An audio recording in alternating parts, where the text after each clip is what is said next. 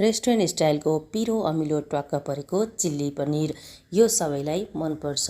यसलाई घरमा बनाउनको लागि पनि एकदमै सजिलो छिट्टो बन्छ। आउनुहोस् अब यसलाई बनाउनतर्फ लागौँ। सबैभन्दा पहिला मैले 200 ग्राम पनिर लिएको छु। 200 ग्राम पनिरलाई डाइसको रूपमा चाहिँ हामीले काट्नुपर्ने हुन्छ।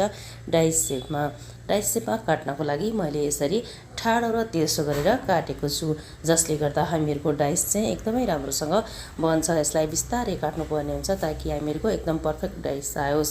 मेरो डाइस बनाएर मैले काटिसकेको छु। अब यसमा 1 टेबलस्पुन कर्नफ्लोर, 1 टेबलस्पुन मैदा लिएको छु। अब यसमा मैले रेड चिल्ली सस राख्दैछु 1 टेबलस्पुन। अब त्यसपछि मैले सेजवान चटनी लिएको छु 1 टेबलस्पुन।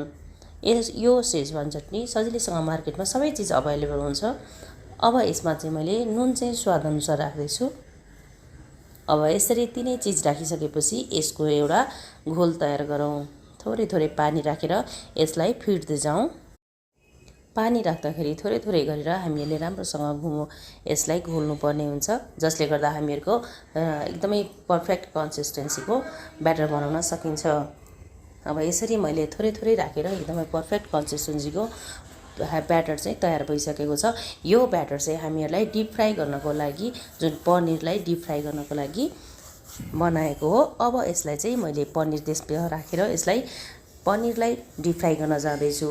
यतातिर प्यानमा चाहिँ अर्कोतिर चाहिँ मैले प्यानमा तेल राखेर यसलाई चाहिँ तातो बनाएर अब डिप फ्राई गर्न जाँदैछु। तेल लगभग तातो भइसकेको छ। अब एक एक गरेर मैले यसमा चाहिँ पनिर फ्राई गर्न जाँदैछु। हजुरहरूसँग ननस्टिक फ्राई छ भने चाहिँ ननस्टिकमा गर्नुहोला, ताकि हजुरहरूको पनिर चाहिँ एकदमै राम्रोसँग फ्राई हुन्छ, चप्किँदैन। मैले चाहिँ यसमा एल्युमिनियमको प्यान लिएको छु, जसले गर्दा बनाउनको लागि अलिकति अप्ठ्यारो पार्ने गर्दछ। जुन हामीहरूको पेस्ट राखेको छौँ त्यो चाहिँ चप्किन जान्छ। यसलाई बिस्तारै निकाल्नुपर्ने हुन्छ। हजुरहरूले एल्युमिनियमको नभइकन चाहिँ स्टिल अथवा एल्युमिनियम नभइकन ननस्टिकमा फ्राई गर्नुभएको छ भने एकदमै पर्फेक्टली सजिलैसँग निस्किन्छ। अब यसरी सबै चिजलाई एक एक गरेर राखौँ। यसरी मैले सबै पनिरहरूलाई एक एक गरेर राखिसकेँ। अब यसलाई चाहिँ बिस्तारै लो टु मिडियम फ्लेममा छ मेरो ग्यासको फ्लेम चाहिँ। अब यसरी मैले यसलाई एक एक गरेर निकाल्न जाँदैछु।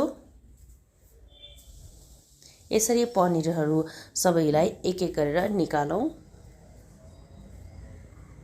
यसरी निकालेर सबै चिजलाई चाहिँ मैले निकालेर एउटा थालीमा लिइसकेको छु। पनिरहरू डिप फ्राई भइसकेको छ। अब यो पनिरलाई मैले पनिर चिल्ली बनाउन लिएर जाँदैछु। अब तातो बनाएर एउटा प्यानमा 2 टेबलस्पुन तेल राखौँ। त्यसपछि अदुवा, लसुन र त्यसमा चाहिँ मैले खुर्सानी राखेर फ्राई गरेँ। त्यसपछि मैले अनियन र त्यसमा क्याप्सिकम पनि मोटो मोटो बनाएर काटेर राखेको थिएँ, त्यसलाई राखेर म फ्राई गर्दैछु।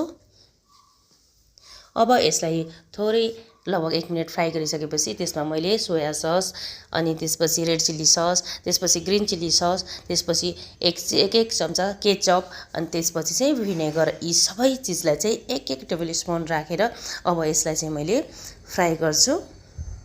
सबै चिजलाई मिक्स गर्न जाँदैछु। अब अर्कोतर्फ मैले 1 टेबलस्पुन कर्नफ्लोर लिएँ। अब यसमा थोरै थोरै पानी राखेर यसको घोल तयार गर्दैछु।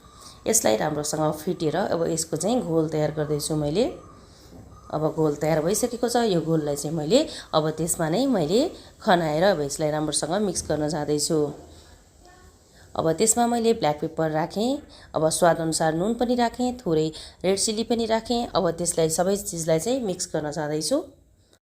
हामीहरूको पेस्ट थोरै बाक्लो भएको छ। अब थोरै पानी राखेर चाहिँ यसलाई मैले फेरि पकाएर अब चिल्ली पनिर चाहिँ मैले त्यसैमाथि राखेँ। अब यसलाई मैले थोरै लगभग 2 मिनट जति चाहिँ यसलाई मैले हल्का लो फ्लेममा मैले चलाउँदैछु, ताकि हामीहरूको सबै मसला जुन हामीहरूले राखेको पनिर छ त्यसमा मिलोस्। अब यसरी हामीहरूको अब यसमा चाहिँ मैले स्प्रिङ अनियन यसमा माथिबाट राखेर यसलाई हल्का चलाएपछि चाहिँ हामीहरूको चिल्ली पनिर एकदम रेडी भइसकेको छ। यो चिल्ली पनिर एकदमै टेस्टी हुन्छ, बिल्कुल रेस्टुरेन्ट स्टाइलको हुन्छ, घरमा सजिलैसँग बनाउन सकिन्छ। हजुरहरूलाई मेरो भिडियो कस्तो लाग्छ? यदि राम्रो लाग्छ भने सब्सक्राइब गर्न नबिर्सनुहोला। सब्सक्राइब गरेर सपोर्ट गरिदिनु होला मेरो च्यानललाई। ओके, आजको लागि हामीहरूको चिल्ली पनिर रेसिपी एकदम बिल्कुल रेडी भइसकेको छ। तातो पिरो अमिलो ट्वाक्क परेको चिल्ली पनिर अब हजुरहरूको लागि सर्भ भइसकेको छ। Okay, thank you, by.